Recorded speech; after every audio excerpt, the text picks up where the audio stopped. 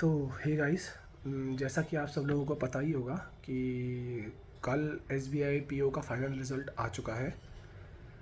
तो जो लोग सिलेक्ट हुए हैं उनका रोल नंबर आया है पीडीएफ फॉर्मेट में। तो फर्स्ट ऑफ़ ऑल जितने भी लोग सिलेक्ट हुए हैं उनको मेरी तरफ से बहुत बहुत बधाई, कंग्रेचुलेशंस। मेरा भी सिलेक्शन हो गया है। तो इस हवाले से मैं आपको एसबीआई पीओ का जो मेरा इंटरव्यू है उसका एक्सपीरियंस आपके साथ शेयर करना चाहता हूँ। अभी तक मैंने वीडियो स्पेशली नहीं बनाई थी क्योंकि हमको इंस्ट्रक्शंस दिए हुए थे फ्रॉम एसबीआई कि अभी हम इसके रिगार्डिंग कोई वीडियो ना बनाएं, अंदर की कोई वीडियो शूट ना करके ऑनलाइन ना डालें, और मतलब इस तरह का कोई भी रिस्क ना लें जिससे हमारी कैंडिडेचर पे असर पड़े। क्योंकि एक बंदे ने गलती करी थी तो उसको आउटराइटली रिजेक्ट कर दिया गया था एसबीआई से। तो just to be on the safe side, मैं अब जब सिलेक्शन हो गया है तभी मैं ये वीडियो अभी आप लोगों के साथ शेयर कर रहा हूँ। तो शुरू करते हैं। मेरा इंटरव्यू था 8 अप्रैल को एसबीआई के local head office new Delhi में। सुबह 8:30 बजे रिपोर्टिंग टाइम था, तो हम एलएचओ पहुँचे। वहाँ हमसे नीचे एंट्रेंस डेस्क पे थोड़ा साइन वगैरह करवाए गए और फिर हमको ऊपर सभा कक्ष लिखा हुआ था कॉन्फ्रेंस हॉल में हमको भेज दिया गया 13th फ्लोर पे। वहाँ पर वही डॉक्यूमेंट वेरिफिकेशन हुआ, आपके कैरेक्टर सर्टिफिकेट वगैरह डिग्री वगैरह देखी गई। तो उसमें मेरे ख्याल से आधा घंटा लगा है। आधार का वेरिफिकेशन हुआ। ये स्टेप थोड़ा यूनिक था बिकॉज़ वो आधार के साइट पे जाके आपका आधार नंबर डाल के चेक कर रहे थे कि जेन्युइन है या नहीं। तो ये स्टेप मुझे थोड़ा यूनिक लगा बिकॉज़ आईबीपीएस पीओ के इंटरव्यू में ये स्टेप नहीं लिया गया था। तो उसके बाद जब डॉक्यूमेंट वेरिफिकेशन कंप्लीट हुआ तो हमारा एक पैनल बना 10-11 लोगों का। तो मेरा पैनल नंबर 2 था और उन 11 लोगों में से मेरा 10वां नंबर था।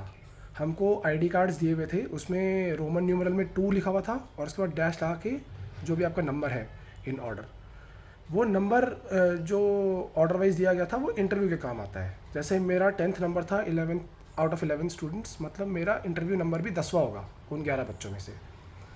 तो फिर ये हमको आईडी टैग्स दिए गए, तो हमको फिर जीडी और जीई के लिए एक अलग रूम में ले जाया गया। तो उस रूम में सेमी सर्कल फॉर्मेट में चेयर्स लगी हुई थी, सबके आगे एक प्लकार्ड रखा हुआ था। तो जिस नंबर का जो बच्चा है वो अपनी सीट पे जाके बैठ जाए। वहाँ पर 2 सर्स थे बैठे हुए।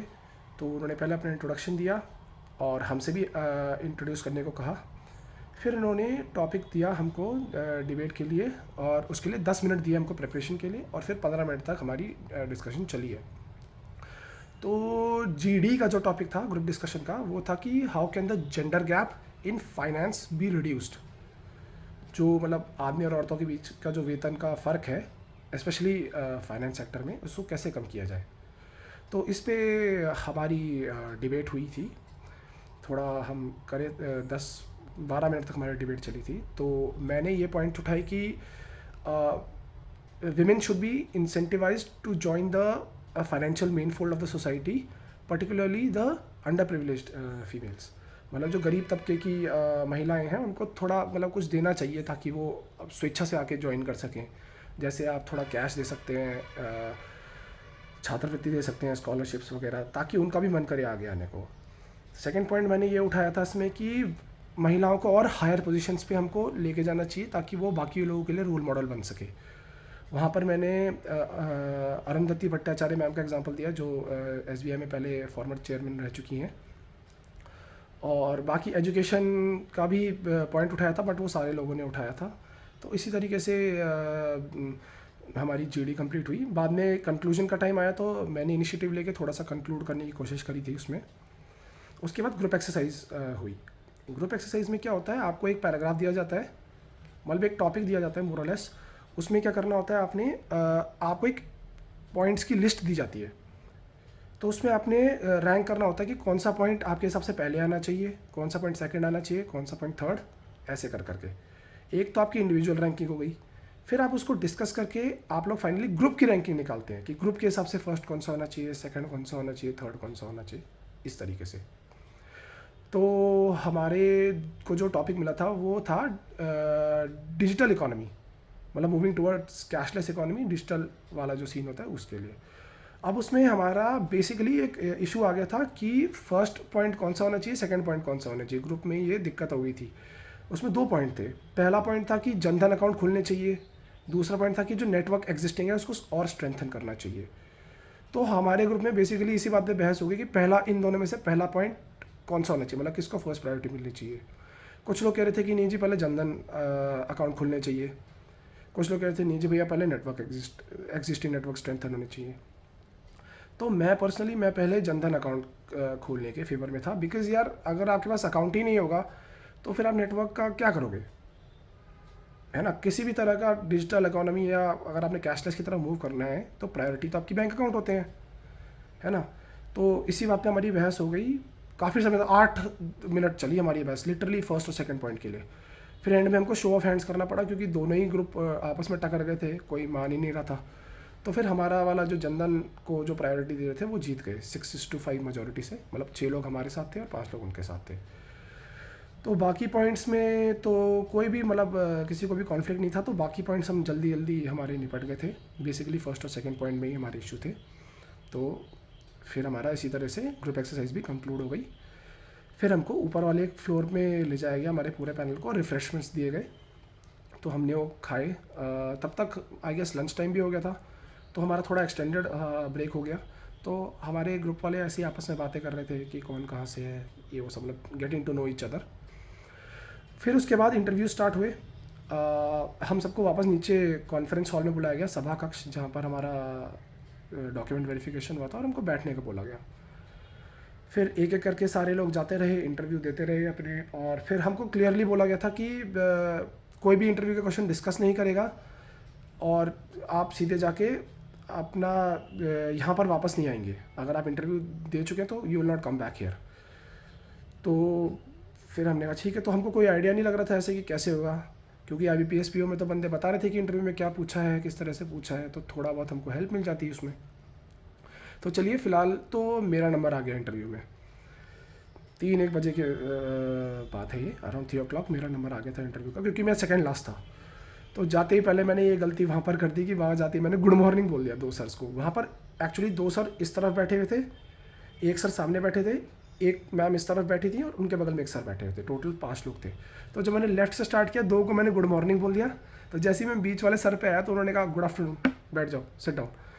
तो फिर मैंने बाकी, अब क्या ही छोटा सा मुँह लेके मैंने बाकी दोनों को भी गुड आफ्टरनून सर बोल के बैठ गया मैं। तो उन्होंने मेरा फ़ाइल उठाया, कहते Sudhanshu tell us something about yourself. तो फिर मैंने अपना इंट्रोडक्शन दिया बेसिक कि आई एम सुधांशु, यहाँ से रहता हूँ, ये मैंने किया है। मैंने कहा था sir I have done my bachelors of technology in computer science and engineering. Sir को मेरे ख्याल से मिसअंडरस्टैंडिंग हो गया, तो सर ने बोला कि you have done your BTech from electronics and communication. मैंने कहा नहीं sir, I have done from computer science engineering. तो फिर उन्होंने पूछा मेरे से, अच्छा ठीक है चलो बताओ मेरे को व्हाट इज़ API। तो मैंने कहा sir API stands for application programming interface. इसकी हेल्प से, मतलब with the help of this, it is a technology from with the help of which any web service or front end can fetch the data from the back end, make a request, API call and fetch the data from the back end। तो कहते ठीक है चलो इसका example दो banking में। अब यार एग्जांपल इसका बहुत सिंपल है, जैसे आप अपनी बैंकिंग की साइट में लॉगिन करते हैं और आप चेक बैलेंस वाले बटन पे क्लिक करते हैं तो वो API कॉल देता है बैक एंड सर्वर पे, आपका करंट बैलेंस फेच हो जाता है। बहुत सिंपल सी बात है, लेकिन उस समय मेरा दिमाग हो गया ब्लैंक। तो मैंने कहा sorry sir I don't know. तो फिर उन्होंने एक टॉपिक छेड़ा, कहते कि ये जो आजकल, मतलब इंग्लिश में बोल रहे थे कि ये in the recent times some governments are giving stuff to people for free like electricity and water, like is this right, is this good for the economy. मैंने कहा नहीं सर ये ठीक नहीं है, मतलब इंग्लिश में ही बोल रहे थे लेकिन मैं आपको हिंदी में समझाता हूँ। कहते क्यों नहीं है ठीक, आप बताओ। मैंने कहा सर ठीक इसलिए नहीं है क्योंकि फ्री तो कुछ भी चीज़ नहीं होती है, किसी ना किसी को तो उसका पैसा देना पड़ेगा, और वो जो पैसा देने का जो भार आता है वो मिडिल क्लास टैक्स पेयर के ऊपर आता है, पहली बात। दूसरी बात सर फ्री में कुछ भी देना ठीक नहीं होता, बिकॉज मनी का जो फ्लो है इकोनॉमी में वो रुक जाता है इस चक्कर में। तो फिर सर ने कहा कि जो बहुत ही ज़्यादा अंडर प्रिविलेज लोग हैं, एक दूसरे वाले सर ने पूछा ये कि जो बहुत ही ज़्यादा अंडर प्रिविलेज लोग हैं उनको क्या फ्री में नहीं देना चाहिए। मैंने कहा सर उनको भी नहीं देना चाहिए फ्री में, आप हैविली सब्सिडाइज कर दीजिए उनके लिए, 95% उनको फ्री कर दीजिए, लेकिन 5% तो कम से कम वो दें। पूरा फ्री करना सर मेरी नज़र में गलत होगा। तो फिर उन्होंने कहा ठीक है सुधांशु। फिर मैंने अपना रिलीविंग लेटर भी ऐड किया हुआ था IT कंपनी में। बेसिकली मैं IT में पहले काम करता था। तो उन्होंने कहा ये जो मैं कंपनी का नाम नहीं लूँगा, बट उन्होंने कहा ये जो कंपनी में तुम काम करते हो तो बहुत अच्छी कंपनी है, ये तो बढ़िया कंपनी है, तुमने क्यों छोड़ा इसको? मैंने कहा सर बिकॉज़ पैंडेमिक के कोविड पैंडेमिक के बाद से एक अनसर्टेनिटी का टाइम आ गया है, रिसेशंस हो रहे हैं, ले-ऑफ्स हो रहे हैं। और सर सेकेंडली मैं एक ऐसा बंदा हूँ जो मुझे लोगों से बात करना अच्छा लगता है, मुझे प्रॉब्लम सॉल्व करना अच्छा लगता है, उनकी बातें सुन के, उनकी समस्याएं समझ के मुझे ये सॉल्व करना अच्छा लगता है। ये मैं इंग्लिश में बोल रहा था बाय द वे। तो उन्होंने कहा ये तो अच्छी कंपनी है। फिर उन्होंने कहा कि तुम्हारा पैकेज कितना था? अब मैं थोड़ा झेप गया, मैंने कहा सर क्या मैं आपको बता सकता हूँ, बिकॉज लाइक कॉन्फिडेंशियलिटी के हिसाब से तो नहीं बताना चाहिए। कहते कोई नहीं बताओ। फिर जब मैंने उनको अपना पैकेज बताया तो वो मतलब एक दूसरे को देख के स्माइल पास करने लगे। अब वो स्माइल इसलिए पास कर रहे थे क्योंकि वो सीधा मेरे मुंह पे हंस नहीं सकते थे ना, इसीलिए मैं समझ गया था उनका इशारा। मतलब बहुत ही ज़्यादा डिस्पैरिटी थी। फिर मैंने एंड में सर को भी बोला सर मैं एक एंट्री लेवल पे जॉब करता हूँ, अभी मैं सीनियर पोजीशन पे नहीं हूँ, इसलिए मेरी सैलरी इतनी है। फिर उसके बाद उन्होंने मुझसे जॉब के रिलेटेड कुछ भी नहीं पूछा, वो समझ गए थे कि ये क्यों इतना हिचकिचा रहा था बताने में। तो फिर उसके बाद सर ने, एक सर थे जो मेन सर के लेफ्ट में बैठे हुए थे, कहते कि यू आर कश्मीरी? मैंने कहा यस सर। कहते do you know how to speak Kashmiri? मैंने कहा यस सर। कहते इस साल की बेस्ट दादा साहब फाल्के फिल्म कौन सी है? मैंने कहा sir sorry sir I have no idea. कहते कश्मीर फाइल्स का नाम सुना है? मैंने कहा हाँ सर। कहते देखिए? मैंने कहा नो सर। कहते डायरेक्टर कौन है? मैंने कहा सर विवेक रंजन अग्निहोत्री। कहते लीड रोल में कौन था? मैंने कहा sir Anupam Kher.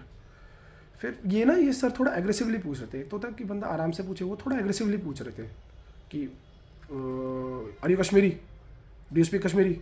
What is the best Dada Saheb Phalke film? थोड़ा इस तरीके से ना गुस्से में। तो मेरे को उस समय तो थोड़ा बुरा लगा कि यार मैंने तो ऐसा कुछ भी नहीं किया जो सर इतना एग्रेसिव हो रहे हैं। बट अब मैं हाइंडसाइट में ये सोचता हूँ ना कि सर ये चेक करना चाह रहे थे कि मैं अंडर प्रेशर, जब सामने कस्टमर आपके सामने एग्रेसिव हो रहा हो तो आप किस तरीके से रिएक्ट करेंगे, तब आप कैसे हैंडल करेंगे, ये मेरे को अब समझ में आता है। तो उसके बाद सर ने पूछा मेरे से कि चलो बताओ व्हाट इज़ नाच? NACH करके एक एक्रोनिम होता है बैंकिंग के लिए, मुझे अभी भी नहीं पता वो क्या होता है और मुझे तब भी नहीं पता था। तो मैंने कहा sir I am sorry I don't know. फिर उसने कहा व्हाट इज़ EPI? अब ये सवाल सुन के मैं थोड़ा परेशान हो गया यार कि 2 क्वेश्चन लगातार पता नहीं है। तो मैंने कहा sorry sir I don't know. फिर उन्होंने कहा UPI। तो सर ने गलती से EPI बोल दिया था, वो UPI बोलना चाह रहे थे। तो UPI का मैंने बता दिया sir it's a payment system by NPCI, इसमें वर्चुअल पेमेंट एड्रेस होता है एंड ऑल दैट, वो मैंने बता दिया सर को। फिर उनके जो इस साइड में इस तरफ एक सर बैठे हुए थे, उन्होंने पता नहीं कुछ AI से रिलेटेड टर्म बोली, टोटल प्रोडक्टिविटी ऐसे करके, जिससे $15 बिलियन का वर्ल्ड वाइड बिजनेस बढ़ा है। तो कहते do you know something about it? मैंने कहा sorry sir I don't know. फिर उन्होंने मैम को पास किया क्वेश्चन पूछना। तो मैम ने कहा कि tell me something about the NITI Aayog. फिर मैंने मैम को बताया ma'am it's a national level planning agency, it stands for national institute of transforming India and it has replace the planning commission since 2015। तो मैम कहती है कि हु हेड्स द नीति आयोग? मैंने कहा ma'am the prime minister of India. फिर ma'am पूछती कि who is the MD and chairman of NITI Aayog? मैंने कहा sorry ma'am I don't know. फिर मैम ने सर को पास किया, जो सर इस तरह बैठे थे मैम के। तो सर ने कहा कि tell us about your weakness. तो मैंने कहा sir I am very particular about my food habits and थोड़ा मुझे नींद ज़्यादा आता है। तो कहते why you are particular about food habits? मैंने कहा सर बिकॉज मैंने अभी बताया मेरा हॉबी जिम करना है, मतलब मैं इंग्लिश में बोल रहा था ये, तो कि मेरा हॉबी है वर्कआउट और मैं सीरियसली करता हूँ, तो उसके लिए डाइटिंग थोड़ा इंपॉर्टेंट पार्ट होता है। तो कहते हैं कि suppose you go to a remote location where there is no gym और no like proper food facility, what will you do, how will you manage? तो मैंने कहा सर आई विल मैनेज, चाहे आप जिस भी कोने में भेजें मुझे देश के, फल सब्जियां तो होंगी ही वहाँ, तो अब मैं कर लूँगा मैनेज। और अगर वहाँ जिम हुआ तो जॉब के साथ मैनेज कर लेंगे, और अगर नहीं हुआ तो घर पे वर्कआउट कर लेंगे, कोई चक्कर नहीं है, मैनेज तो करना ही पड़ता है। तो सर ने कहा ठीक है, गुड। तो फिर बीच वाले सर ने कहा चलो Sudhanshu we are done with you can go now. मैं उठा, सबको इंडिविजुअली ग्रीट किया, thank you sir, thank you sir, thank you ma'am, thank you sir करके मैं बाहर आ गया। तो बाहर में आया, फिर हमको इस बारी ये था कि हमको कंपनसेशन भी मिला था ट्रैवल का ना। तो बाहर आके मैं काउंटर पे गया तो उन्होंने कहा प्लीज़ 13th फ्लोर पे जाइए और वहाँ अपने टिकट्स दे के पैसे ले लीजिए। अब मैं इस इंप्रेशन में था कि मेरे अकाउंट में सेटल होगा या कुछ UPI होगा, मतलब कैश तो नहीं मिलेगा। तो मैं वही अपना अकाउंट पासबुक लेके ऊपर गया, तो वहाँ उन्होंने कहा अपने टिकट्स आप प्रिंट आउट लाएं? मैंने कहा हाँ सर। तो उन्होंने एक फॉर्म दिया, फॉर्म मैंने भरा, साथ में टिकट्स अटैच करके उनको दिए। तो उन्होंने कोल्ड हार्ड कैश दिया, उसी समय एकदम कड़क नोट थे वो दिए। तो एकदम मतलब एग्जैक्ट अमाउंट जितना मेरा था, मैं वोल्वो बस से गया था और वोल्वो बस से ही वापस आया था, तो जितना मेरा खर्चा लगा वो पूरा एग्जैक्ट मुझे मिल गया था। तो by 4:15 I was totally done with everything, तो मैं फ्री था जाने के लिए, तो फिर मैं वहाँ से निकल गया और शाम की अगली बस पकड़ के मैं वापस अपने घर आ गया। तो गाइज़ ये था मेरा SBI PO का इंटरव्यू का experience. Once again I would like to congratulate everyone who has been provisionally shortlisted. बधाई हो बहुत आपको, और जिनका नहीं हुआ है यार, देखो आप दोबारा ट्राई कर सकते हो अपनी कमियां को। आप एक बारी जब स्कोर कार्ड आएगा ना, तब आप थोड़ा देखना कि आप कहाँ पर रह गए, क्योंकि अभी तक स्कोर कार्ड नहीं आया, मैं भी उसी इंतज़ार में बैठा हूँ। मैं भी देखूँ कहाँ कहाँ क्या क्या किया मैंने। तो ये आपके पास ये मौका रहेगा, स्कोर कार्ड जब आएगा आपका, तो आप आराम से देखना कहाँ पर क्या गलती हुई और नेक्स्ट टाइम उसको फिक्स करने का कोशिश करना। अपना समय मुझे देने के लिए धन्यवाद। मिलते हैं अगली बार।